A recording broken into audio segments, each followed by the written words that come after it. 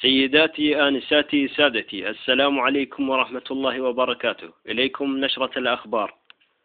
انفجرت خيارة مبطخة صباح هذا اليوم وسط حشد من الفلافل كانوا متجمعين في إحدى الكافتريات للتطوع في صفوف اللفات التابعة للصمون العراقي.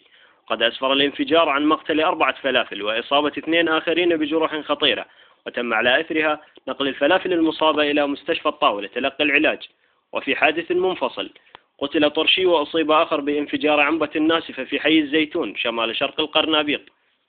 هذا وقد تم العثور على رؤوس بصل مقطوعة الأوراق وعليها علامات تكشير كانت ملقاة على جانبي الزلاطة في الصحن.